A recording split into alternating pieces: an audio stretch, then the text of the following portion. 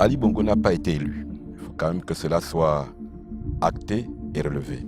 Ali Bongo a fait le choix de la force. Regardez où ça l'a conduit et où ça a conduit le pays. Massacrer ses concitoyens pour être président n'a rien d'estimable, c'est même méprisable. Jean Ping est président élu parce qu'il a été élu par les Gabonais. Et comme je le dis souvent, personne ne le conteste, parce que personne ne peut le contester. Même Ali Bongo, là où il se trouve, sait que c'est Jean Ping qui a été élu par les Gabonais.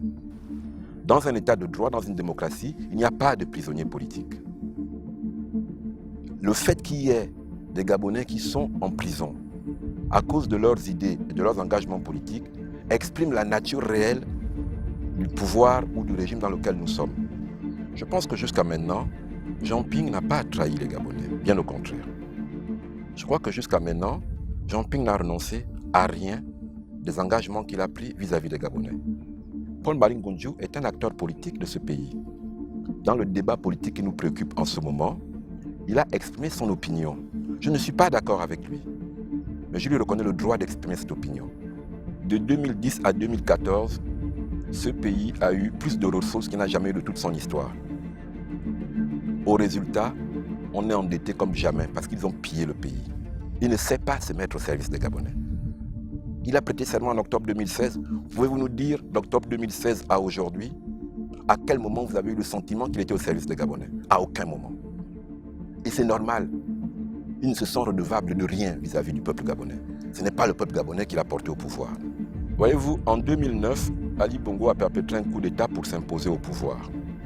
Ce qu'il fait est un mal structurel pour le Gabon. Et que s'il veut, un temps soit peu, aider ce pays qui est le nôtre à tous, il faut qu'il accepte ce principe-là. Il va à une élection, il n'est pas choisi par ses compatriotes, il libère le fauteuil.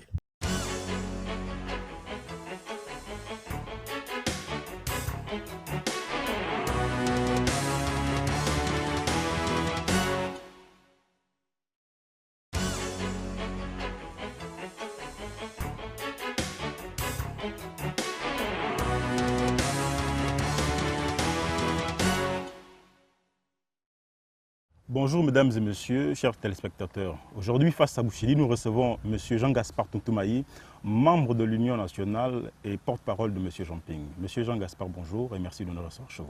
Bonjour M. Bouchili. Alors, près d'un an après l'élection d'Ali Bongo et la lutte effrénée de la coalition, les choses tardent toujours à se reproduire. Comment se porterait la coalition de la Nouvelle République?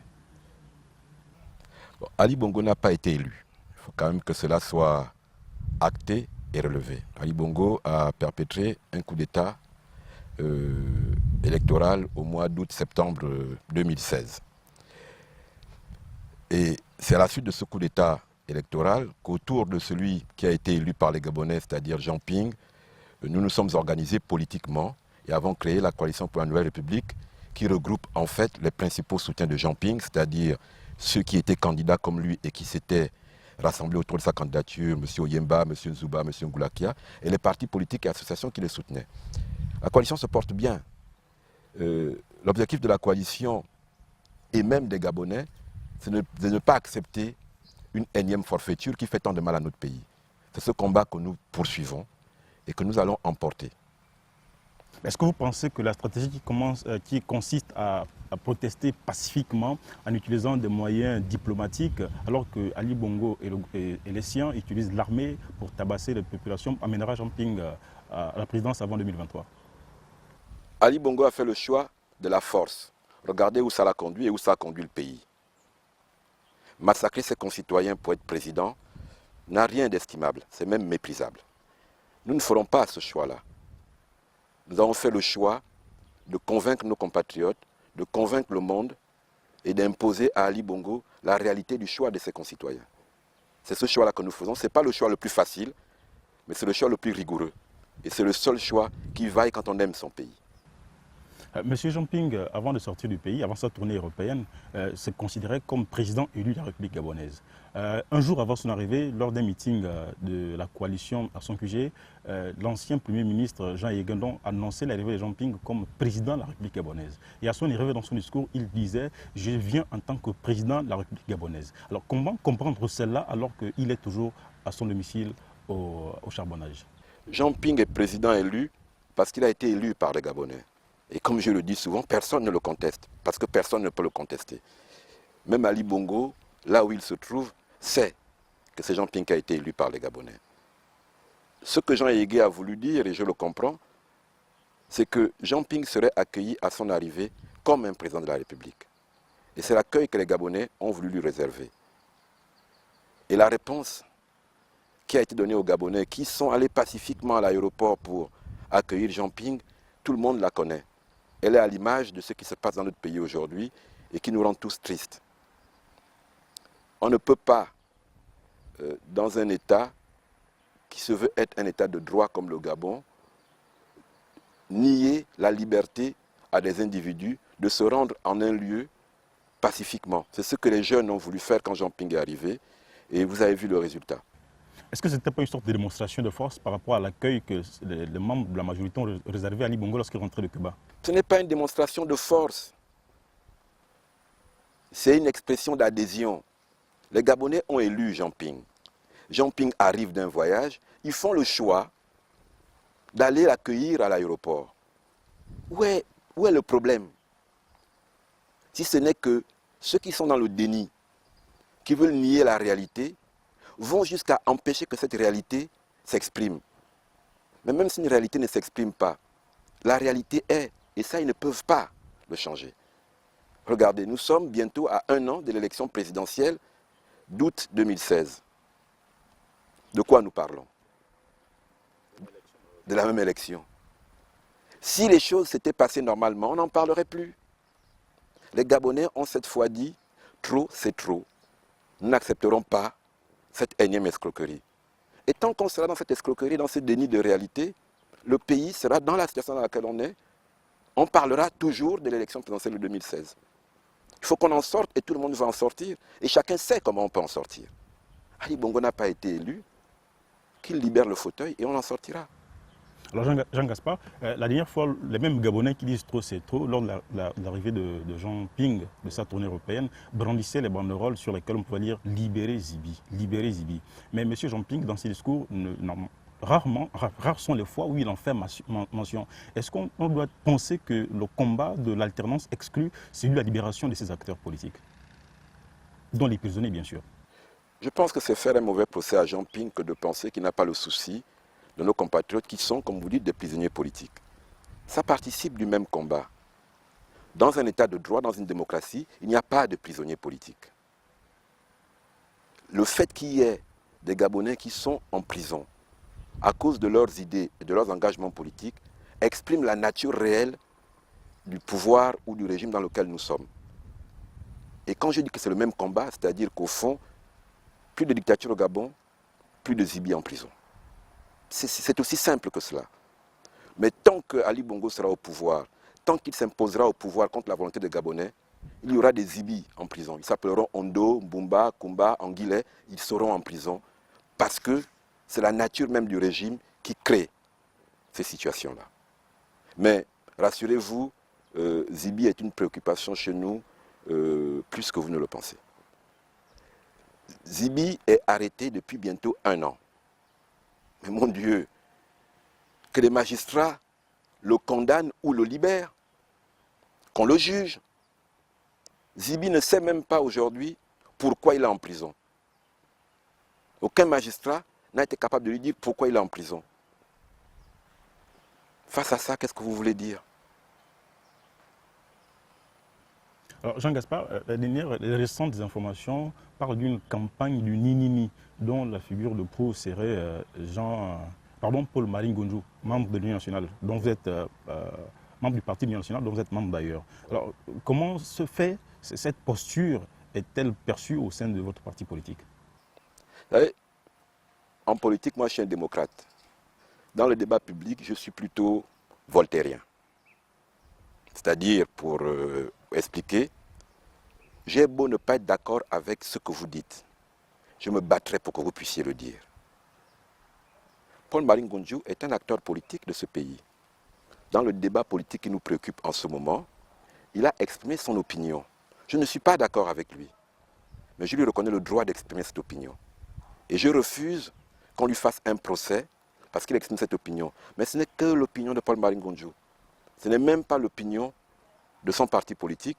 Pour preuve, vous avez vu que quand il s'est exprimé en son nom, et il a choisi de s'exprimer hors de l'enceinte de son parti politique. Parce que c'est une expression personnelle, c'est son droit. Je ne peux pas réclamer la démocratie et ne pas me l'appliquer à moi-même. Mais comme je dis, je ne suis pas d'accord, je ne partage pas cette option de Paul-Marie, mais je revendique qu'il a le droit de l'exprimer. Il a le droit de l'exprimer. Lors de sa dernière parution, Jeune Afrique a publié une interview de Jean-Ping dans laquelle il remettait en cause l'intégrité du combat politique d'André Baobam. Alors, vous qui êtes à l'Union nationale, adepte de la politique d'André Baobam et par ailleurs porte-parole de Jean-Ping, oui. Comment vous le percevez? Je pense que vous connaissez ma proximité personnelle avec André Baobam et notre filiation politique. Donc, pour faire simple, je n'ai pas aimé. Je n'ai pas aimé ce que j'ai lu dans Jeune Afrique. Et parce que je peux, moi, discuter avec Jean-Ping, j'en ai discuté avec lui. Je le lui ai dit. Et il y a 2 jours, Jean-Ping a répondu à ce qui, effectivement, a causé un trouble dans l'opinion, et je crois à juste titre, il a lui-même reconnu, a heurté certains Gabonais. Il a exprimé ses regrets. Je pense qu'il a fait preuve de grandeur en faisant cela. Je lui sais gré de cela, et cela a suffi pour que je puisse dire à mes compatriotes, ça arrive, l'essentiel c'est qu'on puisse continuer. Est-ce que vous ne pensez pas que Jean-Ping aujourd'hui est en train de perdre en crédibilité dans la mesure où son « on ira jusqu'au bout » ne parvient toujours pas à l'amener à la présidence, alors que lors de son retour au pays, après sa tournée européenne, les Gabonais s'attendaient à ce que M. Jean-Ping marche à la présidence en fait. Mais pourquoi cet énième échec, on a l'impression de lire? L'autre versant de « on ira jusqu'au bout », c'est « je ne renoncerai pas, je ne vous trahirai pas ».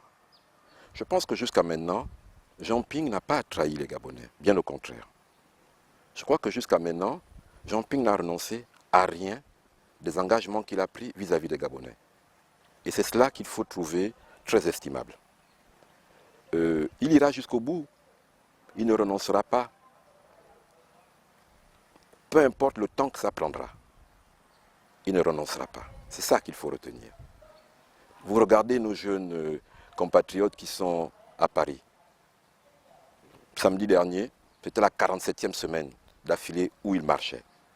Ils iront jusqu'au bout, ils ne renonceront pas. C'est ce que ça signifie. Aujourd'hui, beaucoup de pays regardent le Gabon avec admiration pour ce que nous faisons. Nous devons être fiers de ça. Alors, sur la situation économique de notre pays, l'agence de notation Moody's vient de faire passer la note du Gabon de B1 à B3. Voulez-vous expliquer aux profondes que nous sommes ce que cela signifie plus clairement? Oui, bon. En fait, c'est vrai que c'est dans l'environnement francophone, les notations des agences de notation ne sont pas bien comprises. Bon, il faut d'abord savoir que, en fait, les agences de notation donnent des notes au pays pour permettre aux organismes financiers qui prêtent de l'argent au pays d'apprécier la capacité de ces pays à rembourser cet argent. Et ils ont un système qui est un peu comme les notes anglaises en classe, c'est-à-dire A, B, C, avec AAA, BBB. En fait, pour faire simple, ces notes-là, c'est un peu comme si elles partaient de 0 à 20. Mais ça part de triple A à C-. Et pour vous montrer exactement ce que ça signifie, si on prend les notes du Gabon, B1, ça signifie 7 sur 20. B3, ça signifie 5 sur 20. Et que si on prend en langage simple auquel nous sommes habitués, la note du Gabon par Moody's, c'est 5 sur 20. Dans ces conditions, aucun enseignant ne ferait passer un élève en classe supérieure. Dans ces conditions, aucun créancier sérieux ne prêterait de l'argent au Gabon parce que le risque de non-remboursement est très élevé. C'est ce que Moody's dit en fait aux institutions financières, que prêter de l'argent au Gabon aujourd'hui vous fait courir un risque énorme de ne jamais être remboursé. Et c'est pour cela que, accessoirement, on peut être étonné de voir que des institutions financières multilatérales 6 risques. Alors vous qui êtes économiste, est-ce que vous pensez que dans quelques mois, le Gabon sera incapable de payer ses fonctionnaires et cette crise pourra amener à un soulèvement populaire? Alors, le soulèvement populaire, ce n'est pas du domaine de l'économie. Mais l'incapacité à payer, on peut en discuter et dire ce n'est plus à exclure. Ce n'est plus à exclure. Si on continue dans le rythme actuel où les administrations financières sont régulièrement en grève, donc n'arrivent plus à lever l'impôt, que l'État passe son temps tous les 15 jours à chercher 10 milliards à gauche et à droite, mais vous savez, lorsque la référence dans un pays, c'est payer les salaires, ça veut dire qu'on ne peut plus payer tout le reste. Ça veut dire qu'on ne paye plus les loyers. Ça veut dire qu'on ne paye plus les rames de papier. Ça veut dire qu'on n'investit plus. Regardez, Libreville, un tronçon de route de 7 km entre le PK5 et le PK12. Pendant 7 ans, on n'arrive pas à le faire. Pendant 7 ans, juste 7 km entre le PK5 et le PK12. Ça vous montre la capacité de ceux qui prétendent vouloir diriger ce pays à ne rien faire, en fait, pour faire simple. Quel avenir, quelle lecture faites-vous de la vie de notre pays? Voyez-vous, en 2009, Ali Bongo a perpétré un coup d'État pour s'imposer au pouvoir.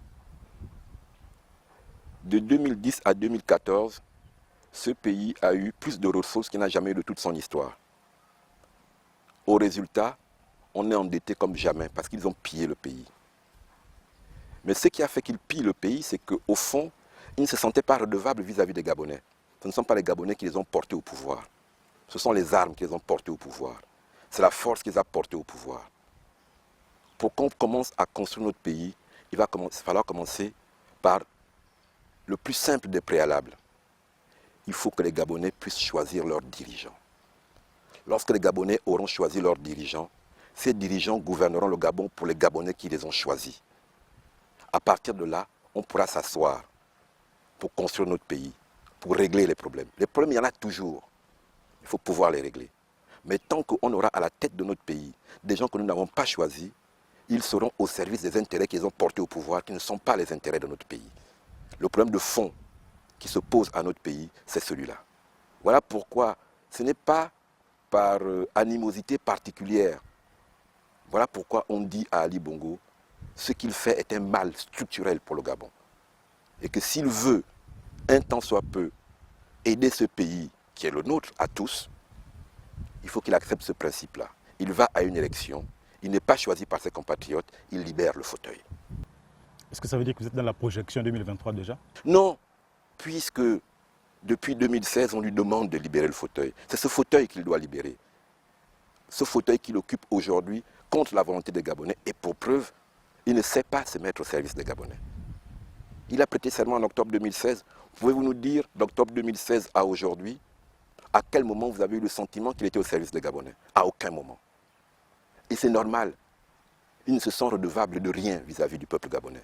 Ce n'est pas le peuple gabonais qui l'a porté au pouvoir. Ce sont ceux qui l'ont accompagné pour faire l'attaque du QG de Ping qui sont ses mandants. Ce n'est pas vous et moi. Et c'est ça notre problème. J'ai envie de dire à mes compatriotes, notre pays, c'est nous-mêmes qui allons le construire. Nous allons le construire à travers notre engagement pour notre bien à tous. Nous ne nous battons contre personne. Nous n'avons ni de haine ni de colère contre personne. Nous voulons que notre pays aille bien et nous pensons que chaque Gabonais doit pouvoir faire en sorte que ce pays aille bien.